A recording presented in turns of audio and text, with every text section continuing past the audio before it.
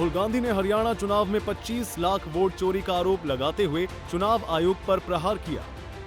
केंद्रीय कानून मंत्री किरण रिजिजू ने पलटवार किया। राहुल गांधी अपनी विफलता छिपाने के लिए संवैधानिक संस्थाओं को निशाना बना रहे हैं। 2004 में बीजेपी की हार पर जनादेश स्वीकार किया था, आरोप नहीं लगाए। रिजिजू ने कहा कि राहुल का एटम बम कभी फटता ही नहीं। बिहार चुनाव से पहले हरियाणा की पुरानी कहानी गढ़ रही है। कांग्रेस को हार मान लेनी चाहिए।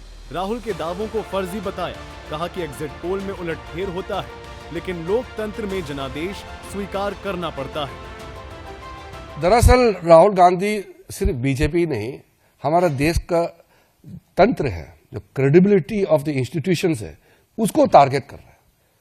आप देखेंगे वो आर्मी को टारगेट करेंगे, फिर कोर्ट का फैसला ठीक नहीं होगा तो सुप्रीम कोर्ट को, जुडिशरी को अटैक करेंगे। कहता है कि जुडिशरी बिक गया है, कहता है।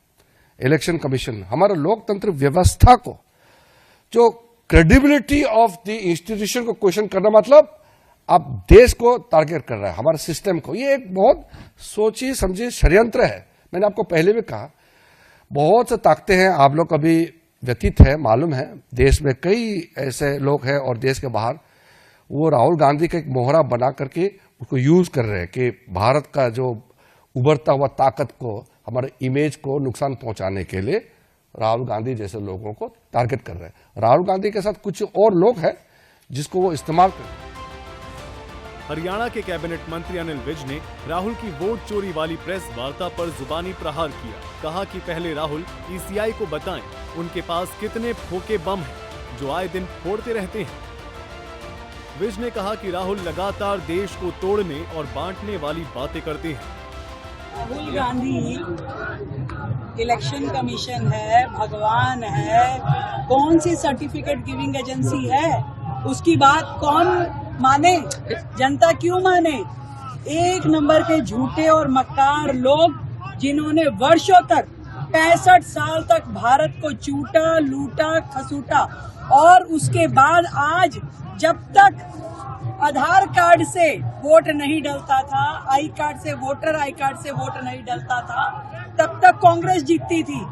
जब से इलेक्शन कमीशन द्वारा वोटर कार्ड के द्वारा वोट डालना कंपलसरी हो गया, कांग्रेस ने जीतना बंद कर दिया।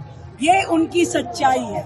जब तक वो शासनकाल में रहे, उन्होंने बूथ कैप्चरिंग से लेकर के हर चीज करी, यहाँ तक कि इमरजेंसी भी लगाई, केवल और केवल अपनी कुर्सी बचाने के लिए। तो वो लोग क्या बोलेंगे जो संविधान को कहीं से कहीं तक मानते नहीं है, उसको अपनी जेब का कागज समझ के चलते हैं। तो राहुल गांधी, उनको ना कोई हक है बोलने का इस बारे में, और वो जनता को जो पथ भ्रमित करना चाहते हैं, इस बार जनता उनके झांसे में आने वाली नहीं है और बिहार में निश्चित रूप में एनडीए की विजय होगी।